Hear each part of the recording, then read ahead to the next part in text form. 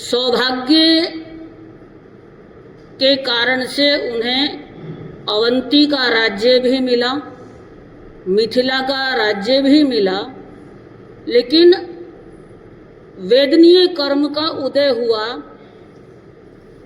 शरीर में दाह ज्वर उत्पन्न हुआ और इस निमित्त से उनके सौभाग्य के साथ जीवन में दुर्भाग्य की एंट्री भी हो गई। दाह ज्वर है, कर्म किसी को नहीं छोड़ते, और वैसे भी ये जीवन सुख दुख का मिश्रण है, पुण्य भी है, पाप भी है, लाभ भी है, हानि भी है। चाहे कोई राजा हो, रंक हो, तीर्थंकर हो, सेठ हो, साहूकार हो, कोई भी क्यों ना हो, कर्मों का भुगतान किए बिना छुटकारा नहीं है। और ये कर्म जो है वो कर्ता के पीछे पीछे भागते। करने के बाद अगर आप कहीं छिप कर बैठना चाहो, कहीं अंधेरी गुफा में जाकर बैठना चाहो कि पाप किया और वहां पर जाकर छुप जाओ जहां पर कोई परिंदा भी नहीं फड़फड़ाता है, वहां पर जाकर भी बैठ जाओ, तो ये कर्म हमारे पीछा छोड़ने वाले नहीं हैं। समझ के चलते हैं एक दृष्टांत के माध्यम से कि कर्म कैसे पीछा करते। एक बहुत बड़े सेठ जी थे, फैक्ट्री के मालिक, सैकड़ों व्यक्ति उनके काम करने वाले हैं, उसमें हर कैटेगरी का है, ऑफिसर भी है और मजदूर भी है, मतलब चतुर्थ श्रेणी कर्मचारी से लेकर फर्स्ट कैटेगरी तक के सारे कर्मचारी उनके पास थे, जो जो जैसा जिसका काम था। एक दिन कुछ कारण हुआ, फैक्ट्री को 5-20 करोड़ का घाटा हो गया और अधिकारी को बुलाया, सेठ जी ने कार्यालय में बुलाया कि आपने ये गलती की। हालांकि गलती नहीं थी, लेकिन एक व्यक्ति के ऊपर किसी भी नुकसान का भार लादना ये भी बुद्धिमता नहीं है। वो सेठ जी आपे से बाहर हुए और उस अधिकारी को भला बुरा जो कुछ कहना था कह दिया। सुबह सुबह ऑफिस में आते ही मूड खराब हो गया, जो कि मेहनत करने वाला था, ईमानदार था, कोई हेराफेरी करने वाला भी नहीं था। लेकिन कई बार होता है, क्योंकि केवली तो होते नहीं है, ये सेठ लोग भी केवली नहीं है, ऑफिसर भी केवली नहीं है कि जो सही मायने में पता चल सके, पता निकाल सकें कि किसने पाप किया है या किसकी गलती हुई। आखिर उसका मूड खराब हुआ, वो अपने ऑफिस में आया, अपने जूनियर को डांट देता है। मूड उसका वहां सेठ ने खराब किया, उसके ऊपर गलत आरोप आया और आकर उसने अपने जूनियर को डांट दिया। अब जूनियर बेचारा ऐसा मजबूर था नौकरी के लिए, अब वो कुछ बोल भी नहीं सकता था, गलती उसकी भी नहीं है। अब वो अपना गुस्सा किस पर निकाले। घर आता है शाम को, अपनी पत्नी के ऊपर गुस्सा निकाल दिया। अब पत्नी किस पर गुस्सा निकालेगी?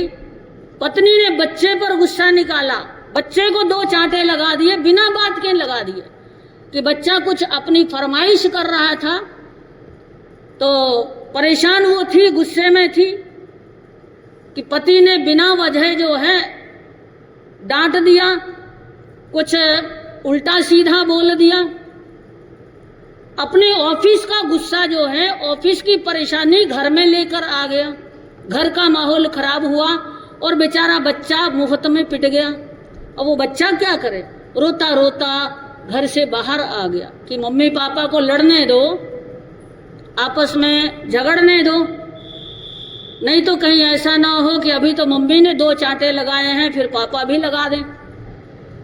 ऐसा बेचारा डरा हुआ बाहर आता है। लेकिन वो भी आजकल की जनरेशन थी जिसके भीतर भी सहन शक्ति भी नहीं है।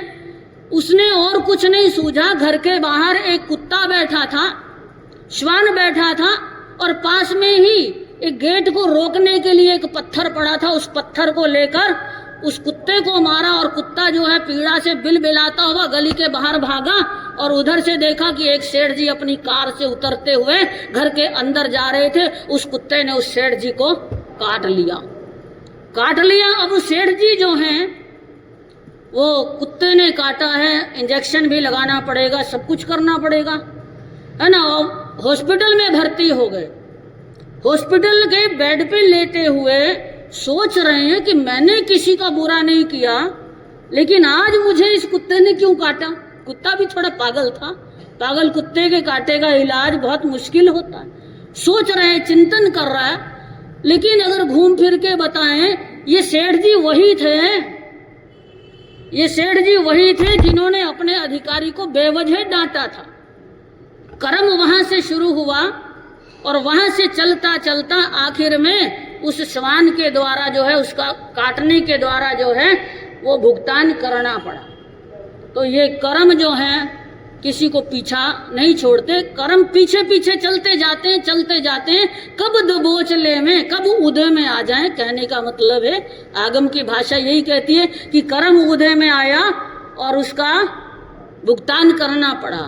अब इधर वो नमी राजा है, प्रभुत्व संपन्न है, उसके पास कोई चीज की कमी नहीं, इलाज की कमी नहीं, डॉक्टरों की कोई कमी नहीं, सेवादारों की कोई कमी नहीं, रानियों की कोई कमी नहीं, सभी सेवा में खड़े हैं हाथ जोड़कर। एक हुक्म होता है, एक डॉक्टर आता है, वैद्य आता है, झाड़ फूंक वाला आता है, ना जाने किस किस को बुला रखा है, या कुछ अपने आप ही आ जाते हैं कि राजा बीमार है तो चलो हालचाल पूछा हमें। यह भी मौका है अपने नंबर बढ़ाने का, मेडल लेने का, कि जाके पूछा हमें, हालचाल पूछे, राजा की नज़र में आ जाएंगे कि हम हाल पूछने आए थे। दुनिया हर तरह की होती है। तो सभी जो हैं वो वहां पर खड़े हैं हालचाल पूछने के लिए। इलाज करने वाले इलाज कर रहे हैं, लेकिन कोई फर्क नहीं आ रहा।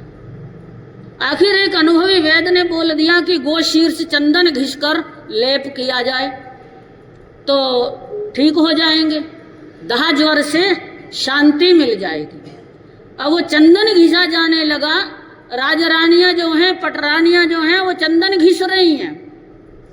चंदन घिसते घिसते वो हाथों के कंगन की आवाज आती है। अब देखिए, जब कोई व्यक्ति दुखी होता है, कोई पीड़ा होती है, वेदना होती है, तो उस समय वो कंगनों की जो खनखनाहट है, जो एक समय में बड़ी मधुर लगा करती थी, प्रिय लगा करती थी, वो अभी खनखनाहट जो है वो उनको कोलाहल लगने लगे, शोर लग रहा उनको। अब मूड की बात है, स्थिति की बात है, मनोस्थिति की बात है। वेदना की घड़ियों में वो हल्की सी कंगनों की झंकार, वो भी उनको शोर लग रही है। अरे ये शोर कैसा हो रहा है, बंद करो, ये शोर कैसा हो रहा है। बोल दिया पटरानी ने कि ये आपके लिए चंदन घिसा जा रहा है, आपके शरीर में जो दाह ज्वर है उसको साता मिलेगी, उससे आपको कुछ सुकून मिलेगा, राहत मिलेगी। बंद करने की बात। आखिर वो बुद्धिमान थी, बुद्धिमती रानियां, प्रज्ञा संपन्न थी, विवेकशील थी। उन्होंने क्या किया, अपनी कलाइयों में एक एक कंगन रखा और बाकी के कंगन खोल दिए। अब चंदन घिसा जा रहा है, लेप लगाया जा रहा है। अब नमी पूछते हैं कि क्या अब चंदन नहीं घिसा जा रहा? चंदन घिसा जा रहा है, लेकिन ये आवाज क्यों नहीं आ रही? अब रानियां वो भी बता देती हैं कि सबने सुहाग के चिन्ह के रूप में, प्रतीक के रूप में एक एक कंगन रखा है, कलाइयां सुनी नहीं रखी हैं, एक एक कंगन रखा है, इसलिए वो टकरा भी नहीं रहा है और शोर भी नहीं हो रहा। अब जहां ये एक कंगन की बात सुनी कि एक अकेला जो होता है वहां कोलाहल नहीं, कोलाहल नहीं, शोर नहीं, और जो अपनी एक आत्मा का ख्याल कर लेता है, एक आत्मा के चिंतन में गहरा उतर जाता है, उसको भी कोई अशांति की बात नहीं, वहां फिर शांति है, सुकून है।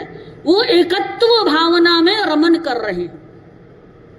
देखिए, एक कंगन का निमित्त हुआ, दहाज्वर का निमित्त हुआ, एकत्व भावना में चले गए कि मुझे अपनी आत्मा का ख्याल करना है। एक आत्मा है, उसको इस भवसागर से पार करने वैराग्य का भाव जागृत हो रहा है। अब देखिए, अकेले तो कई बार आप भी बैठे होंगे, कहीं गए होंगे, लड़ झगड़ कर अपने घर के अलग अलग कमरों में रूठ कर बैठ गए होंगे, है ना। बाहरी दृष्टि से, शारीरिक दृष्टि से अकेले हो सकते हैं, लेकिन मानसिक दृष्टि से, अंतरंग दृष्टि से वो भीतर वो कितने विचार उमड़ते हैं, कितनी बातें अगली पिछली पुरानी नई, है ना, वो सारी बातें जो हैं वो याद आती रहती हैं। अरे तब उसने ऐसा किया था, मैंने ऐसा किया, मैंने इसका कितना भला किया, बस यहां तक चिंतन जाता है। लेकिन वो नमी का चिंतन भीतर से काफी गहराई में चला गया कि उनके भाव जो हैं वो संसार त्यागने के हो गए, वैराग्य का भाव हो गए। कितने ही हमारे सामने उदाहरण आते हैं जो बाह्य दृष्टि से अकेले थे, साधना कर रहे थे, लेकिन अंतरंग में चलायमान हो गए। याद करो, बाहुबली जी को याद करो, बाहुबली जी को याद कर लो कि जब भरत के साथ युद्ध हुआ था, भाई के साथ युद्ध हुआ था, चक्रवर्ती से उन्होंने मुकाबला किया था। भाई की लाज, संसार की लाज और राज्य की नश्वरता का भान करके वो पंचमुष्टि लोच करके संयम जीवन में प्रवेश कर गए। साधना में खड़े हैं, साधना में तो खड़े हैं, अकेले खड़े हैं। बाहरी दृष्टि से लग रहा है कि वो अकेले खड़े थे साधना में, लेकिन अंतरंग में उनके मन में ये क्या भाव आया। ऋषभदेव भगवान को वंदन करने जाने का मतलब है कि जो मेरे से पहले दीक्षित छोटे भाई हैं उनको भी प्रणाम करना, छोटे भाइयों को, यानी कि अपने बड़े होने का अभिमान आ रहा है कि मैं अपने छोटे भाइयों को, हालांकि कोड ऑफ कंडक्ट यही कहता है कि जिसने पहले दीक्षा ली वो बड़ा है, चाहे वो छोटा है चाहे वो बड़ा है। पहले दीक्षा लेने वाला बड़ा गिना जाता है, सीनियरिटी उसकी काउंट होती है ना। तो अब उसने ये सोचा कि ऋषभदेव भगवान को वंदन करने जाऊं तो इसका मतलब है कि छोटे भाइयों को भी वंदन करना पड़ेगा। यहां वो अंतरंग में अकेले नहीं है, एकत्व भावना नहीं है। भले ही वो बाद में ब्रह्म सुंदरी के समझाने पर वो मान के हाथी से उतर गए, लेकिन एक बार तो अंतरंग में वो चलित हैं, चलायमान हैं, स्थिरता नहीं है, आत्मा की तरफ ध्यान नहीं है। मन जो है वो कुछ और विचार करता है। फिर याद करो प्रसन्न चंद्र राज ऋषि को, है ना, वो भी तो अकेले ध्यान मग्न थे ना। फिर कब चलायमान हुए, जब दुर्मुख और सुमुख के मुंह से सुना, रास्ते चलते वो आपस में बात कर रहे हैं, अरे ये कैसा योगी बैठा है, कैसा ये ध्यान मग्न है, इसको इतना नहीं पता कि छोटे से बच्चे का अपने राज तिलक करके संसार छोड़ के आ गया, अब दुश्मन ने हमला कर दिया, बताओ वो बच्चा कैसे राज्य की सुरक्षा करेगा। और जैसे ही ये सुना तो हलचल हो गई, उधेड़ बुंद मन में, अरे मेरे बेटे का राज्य जिसको मैं देकर आया, दुश्मन ने हमला कर दिया, वहीं बैठे बैठे ध्यान मग्न युद्ध कर रहे हैं, उसको मारा, उसको मारा, ये मारा, वो मारा, सब ये ख्यालों में, है ना। ख्याली पुलाव पकाए जाते हैं कई बार, वो भी ख्यालों में युद्ध करने लग गए। एकत्व साधना हो रही है, बाहर से वो अकेले बैठे हैं, ध्यान मग्न बैठे थे, लेकिन मन के भीतर जो है वो युद्ध कर रहे हैं। मन के भीतर युद्ध करते करते भगवान से पूछा गया कि अगर प्रसन्नचंद्र राजऋषि अभी काय धर्म को प्राप्त कर जाएं तो कहाँ जाएंगे? 7वीं नरक। थोड़ी देर बाद फिर पूछा 6ठी, 5वीं, 4थी, 3री, 2री, पहली और लास्ट में ऊंचा ऊंचा आत्मा का ऊर्ध्वीकरण होने वाला है। लेकिन वो कब हुआ? कब हुआ कि जब उन्होंने लास्ट देखा कि सारे हथियार खत्म हो गए, एक मुकुट बचा है। यहाँ भी निमित्त मिल रहा है, एक मुकुट बचा, इस मुकुट से भी मैं 2-4 को मार सकता हूँ, अभी भी युद्ध जीत सकता हूँ।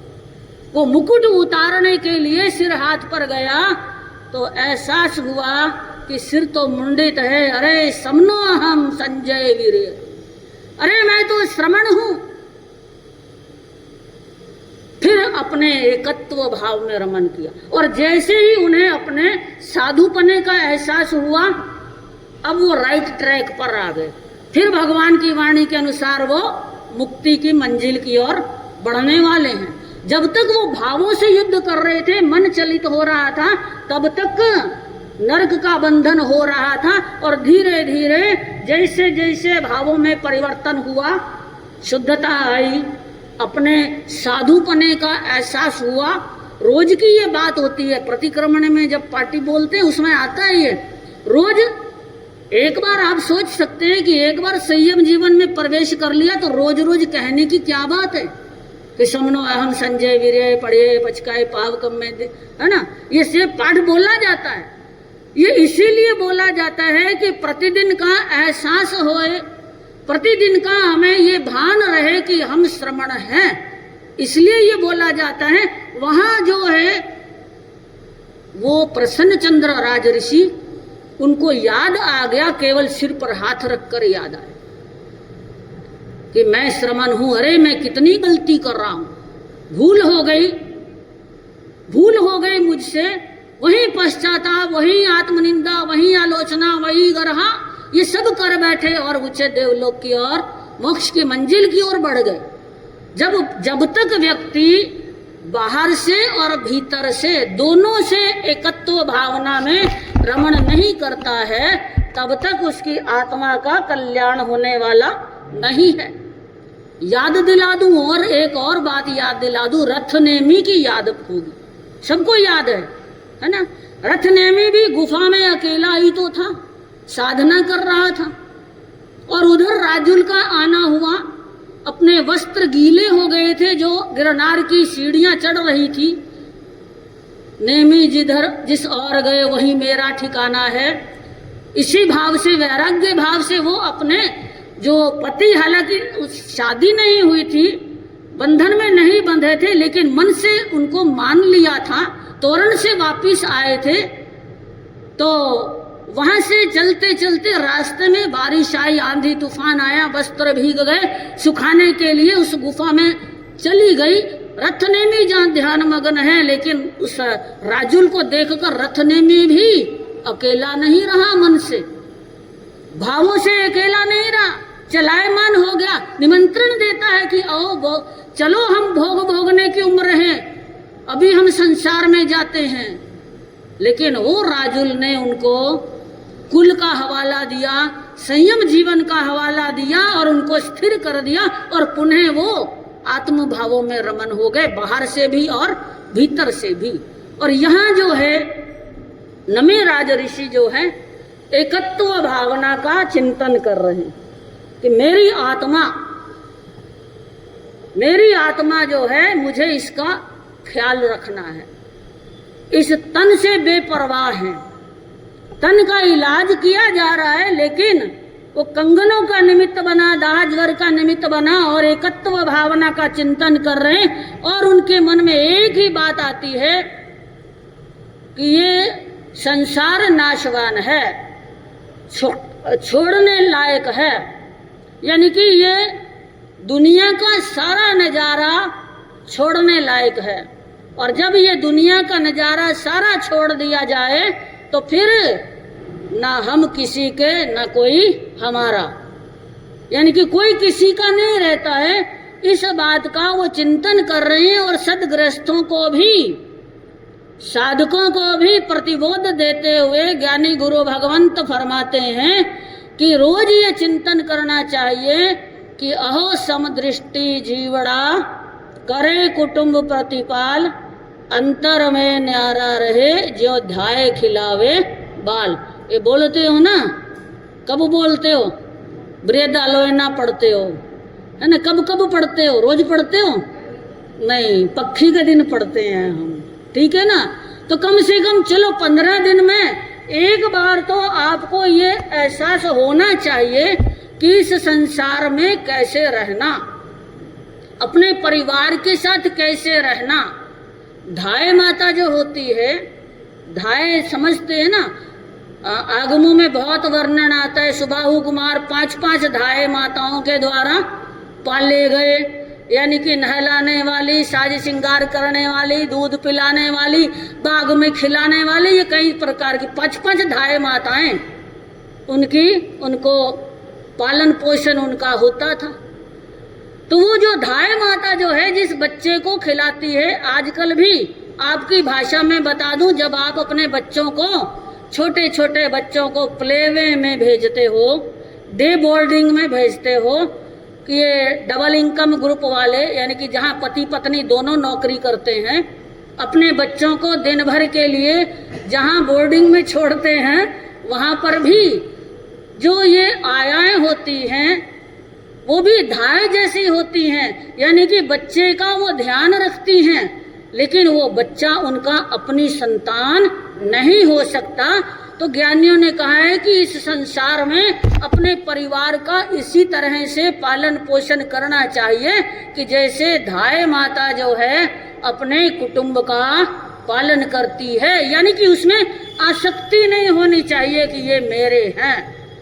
यहाँ दुनिया में कोई किसी का नहीं है, कोई किसी का नहीं है। जब ये सारा स्वार्थ का मेला है, सब स्वार्थ का मेला है। जब आप नमे राज ऋषि के वैराग्य का परीक्षण सुनेंगे तो आप समझ जाएंगे कि किस तरह से ये दुनिया का नज़ारा जो है ये केवल लुभावना है। दूर के ढोल सुहावने होते हैं, वैसा ही लगता है। आखिर वो नमी राज ऋषि जो है वैराग्य भाव से ओतप्रोत। अब वैराग्य की बात आती है तो कहते 3 प्रकार का वैराग्य कहा गया जैन आगमों में।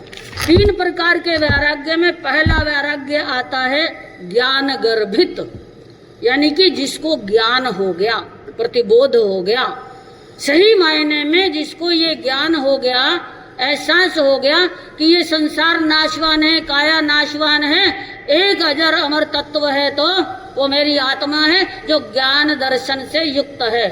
एगो में शासवो अप्पा नान दंसन संयुतो शेषा में बहिरा भावा सब संजोग लक्षणों। खाली बोलने की गाथा नहीं है कि आपने रट ली और बोल दिया, याद करना, इसको चिंतन करना। भगवान ने क्या फरमाया है? भगवान ने कहा एगो में शासवो अप्पा, कि एक शाश्वत तत्व जो है वो मेरी आत्मा है। नान दंसन संयुतो, जो ज्ञान और दर्शन से युक्त है। शेषा में बहिरा भावा, सारे बाकी ये बाहरी भाव हैं, ये दुनिया के नज़ारे, ये मेरा बेटा, मेरी पत्नी, मेरा भाई, मेरा पिता, मेरा कुटुंब, मेरी दौलत, मेरी संपत्ति, मेरा कोठी, मेरा बंगला, मेरी गाड़ियाँ, ये मेरा मेरा जो कहते हो ना, ये सारे बाहरी भाव हैं। ये पुण्यवाणी से आपको मिले हैं, आपका पुरुषार्थ, पुण्यवाणी से पुरुषार्थ खिल गया और आपको मिल गए, या विरासत में आपको मिल गए धन दौलत। ये सारे बाहरी भावों के परिणाम हैं, और बाकी जो है वो कुछ नहीं, सब संयोग लक्षणों। ये सारे संयोग का मेला है। और ध्यान रहे, जिसका संयोग होता है उसका वियोग अवश्यम भावी है, वो छूटता भी है। इच्छा से छोड़ दो तो आनंद आवे, और जबरदस्ती छूटे तो दुख होता है ना। 500 का नोट अगर कहीं दान में दे दो अपने हाथ से तो सार्थक है, और अगर जेब से कहीं रुमाल निकालते टाइम नोट भी गिर गया तो गली के 10 चक्कर काटे आते हैं कि कहीं गिरा हुआ मिल जाए वापिस तो अच्छी बात है ना। तो जब दे दिया, आपने इच्छा से दे दिया, तो संतुष्टि रहेगी कि नहीं आज मैंने दान दिया, सार्थक किया अपने धन को। और अगर भूल से गिर जाए तो वो परेशानी रहती है कि आज गुम गया, मेरा 500 का नोट गिर गया कहीं, वो परेशानी रहती है हमेशा, न जाने कितनी बार उसको ढूंढते हैं। तो ऐसी जो चित्त की चंचलता, चित्त की विकलता, चित्त की बेचैनी, इससे बचना है तो ये अपने आप अपनी इच्छा से सांसारिक सुखों को छोड़ नहीं सकते पूर्णतया, तो धीरे धीरे कम करने का प्रयास करना। जिसको ज्ञान हो जाता है, जैसे नमी राजऋषि को ज्ञान हुआ, वो ज्ञान गर्भित वैराग्य था, ज्ञान हो गया चिंतन करे हुए। हालांकि दाह जोर था, लेकिन भीतर चिंतन करते हुए, अंतरंग में चिंतन करते हुए ज्ञान प्राप्त हो गया। भेद विज्ञान समझ लिया, नाशवान का और शाश्वत तत्व का समझ लिया, और छोड़ दिया ये दुनिया का नजारा, ये सारा राजसी ठाठ वैभव जो है ये त्यागने योग्य है, एक दिन छूटेगा ही। अपनी इच्छा से छोड़ दो, आत्मा के हित में छोड़ दो, आत्मा के कल्याण के लिए छोड़ दो। दूसरी प्रकार का वैराग्य बताया, दुख गर्भित वैराग्य, यानी कि कोई दुख आ पड़ा, परिवार का किसी का वियोग हुआ है ना, उसके बाद वो दुख हुआ, संपत्ति जो है वो लुट गई, छिन गई, वो दुख की घड़ियों में सोचा कि चलो छोड़ो इस दुनिया को, आत्मसम्मान भी कायम रहेगा और संयम जीवन जो है उसको हम शोभायमान कर लेवें। ये दुख गर्भित वैराग्य भी होता है। और तीसरा होता है मोह गर्भित वैराग्य। मोह को दुखदाई कहा है, लेकिन कई बार ये मोह जो है ये हमारे तारने का कारण भी बन जाता है, तिरने का कारण बन जाता है। आजकल कई घटनाएं ऐसी होती हैं, बेटे ने दीक्षा ली और उसके बाद 2-4 साल के बाद माता पिता को भी भाव आया कि दीक्षा ले लें तो कम से कम अपने पुत्र को तो देख लिया करेंगे। वो वैराग्य आ गया, ये मोह गर्भित वैराग्य हो गया आपका। लेकिन चाहे वैराग्य कोई भी हो, ज्ञान गर्भित हो, दुख गर्भित हो, चाहे मोह गर्भित हो, अगर ये संयम जीवन में प्रवेश करने के बाद अगर सिंह की भांति उसकी पालना हो जाती है, सिंह की भांति उसका आचरण हो जाता है, तो ये हमारी आत्मा को भव भ्रमण से मुक्त कराने वाला हो जाता है। यहाँ नमी राज ऋषि ज्ञान गर्भित वैराग्य से पूरी तरह से मजबूती से जो है इन भावों में लग गए, बस वो छोड़ के निकलने वाले हैं। प्रव्रज्या, अभिनिष्क्रमण, यानी कि त्याग देना, ये घर से त्यागना, घर बाहर राज्य वैभव सत्ता, ये सब त्यागने की जो तैयारी है। मतलब जस्ट ये सोचो कि घर से बाहर कदम बढ़ाना है, मुड़ के फिर देखना नहीं, ये भावना उत्कृष्ट वैराग्य। लेकिन उधर इंद्र स्वयं जो है ब्राह्मण के वेश में सामने आ जाते हैं और उनके वैराग्य को टटोलने का प्रयास करते हैं। परीक्षण, इतना बड़ा राजा, एक छत्र राज्य जिसका, इतने सुख भोग में पलने वाला, आज कैसे ये सन्यास के मार्ग पर बढ़ रहा है। एक सवाल ले लूं ताकि कंटिन्यूटी बनी रहेगी। सवाल पहला जिज्ञासा रखी, परीक्षण किया कि किन्नु भो अज महिलाए कोलाहलगम संकुला सुवंती दारुणा सद्धा पासा एसु गिहेसु। ये वो ब्राह्मण के रूप में इंद्र बोलते हैं कि हे राजन, आपके जाने से राजमहलों में कितना रुदन हो रहा है, कितना क्रंदन हो रहा है, देखो तो सही, यानी कि मुड़ के देख तो लो, कैसे क्रंदन की आवाजें आ रही हैं, कैसे रुदन हो रहा है। आपके रिश्तेदार, आपकी रानियां, आपके घर के परिवार के सदस्य, आपके महल में जितने भी सेवादार काम करने वाले, आपकी पूरी प्रजा जो है वो कैसे रुदन मचा रही है, कैसे दुखी हो रही है। क्या आपके दिल में जरा भी दया नहीं, करुणा नहीं है? आप हर काम को करने से पहले अपने मंत्रियों की, अपने परिवार की सलाह लेते आए हैं। देखो, दुखती रग, बड़ी कमजोर नस होती है परिवार का मोह, राज रानियों का मोह। बस उसको हाथ रखने की देर थी। बोल रहे हैं, इंद्र स्वयं बोल रहे हैं, हालांकि वो छद्म वेश में है, ब्राह्मण के वेश में है, और कह रहे हैं कि देखो आपकी रानियां, आपकी पटरानी कितना रुदन कर रही हैं, आपकी प्रजा जिनको आप प्राणों से प्यारी समझते हैं वो सब रुदन कर रहे हैं। आप थोड़ी दया रखते, करुणा रखते, कम से कम अपनी जो रानियां हैं उनसे सलाह तो ले लेते कि कब घर से निकलना है, कब छोड़ना है, कब दीक्षा जीवन में प्रवेश करना है। क्या आपने बाकी कामों की तरह इस बात के लिए सलाह लेना उचित नहीं समझा क्या? अब वो नमी राज ऋषि जो हैं वो जवाब देते हैं कि हे ब्राह्मण, ब्राह्मण ही कहेंगे जो बाहर से दिख रहा है, कि मिथिला जो है, मिथिला में एक विशाल काय वृक्ष था। देखो, सांकेतिक भाषा में समझाने का प्रयास किया, जवाब जो है डायरेक्टली नहीं दिया, इनडायरेक्टली दिया कि मिथिला में एक बहुत बड़ा विशालकाय वृक्ष था, उस पर अनेक पक्षियों ने अपना नीड़ बना रखा था, घोंसले बना रखे थे, बड़े सुखपूर्वक उसमें वो रह रहे थे। लेकिन अचानक एकदम से तेज आंधी आई, तेज आंधी आई और वो वृक्ष जड़ सहित उखड़ गया और पक्षियों के नीड़ जो हैं वो बिखर गए। ये इसलिए करुण क्रंदन कर रहे हैं।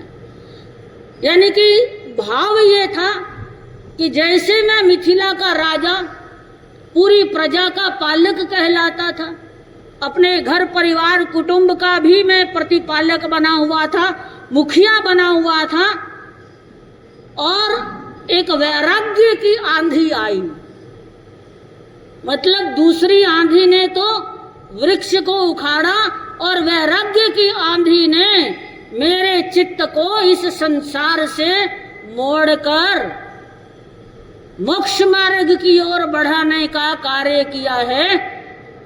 और ये सारे जो रो रहे हैं, करुण क्रंदन कर रहे हैं, ये अपने सुख के लिए, अपने स्वार्थ के लिए कर रहे हैं। ये सारे इनके आक्रंदन के पीछे जो है उसका कारण मैं नहीं हूं, उसका कारण इनका मोह भाव, उसका कारण इनका स्वार्थ जो मेरे से इनका पूरा हो रहा था, उसके कारण से वो आक्रंदन कर रहे हैं। लेकिन ज्ञानियों का कथन है आत्मार्थम सर्व त्यजेत, यानी कि आत्मा के हित में सब कुछ छोड़ देना चाहिए। शांति के लिए, निर्वाण के मार्ग पर चलने के लिए, आत्मा के कल्याण के लिए सारी दुनिया को छोड़ना पड़े तो छोड़ देना चाहिए। यह भी पहला सवाल था। और भी कई बातें जो हैं वो ब्राह्मण पूछने वाले हैं, नमी राज ऋषि के वैराग्य का परीक्षण करने वाले। और लास्टली क्या होता है? आखिर वही होता है कि देवावी तम नमन संति जस धम्मे सया मनो। आखिर वो इंद्र भी उन चरणों में नमन करने वाला है। क्लाइमैक्स मैंने आपको पहले बता दिया है, लेकिन वो कैसे कैसे उलझाने का प्रयास करेंगे। जैसे आप लोग भी कोई संयम जीवन में जाने को तत्पर हो तो टांग खिंचाई करते हैं ना, संसार में धकेलने का काम करते हैं। अपना कोई जाए तो, दूसरे का कोई जाए तो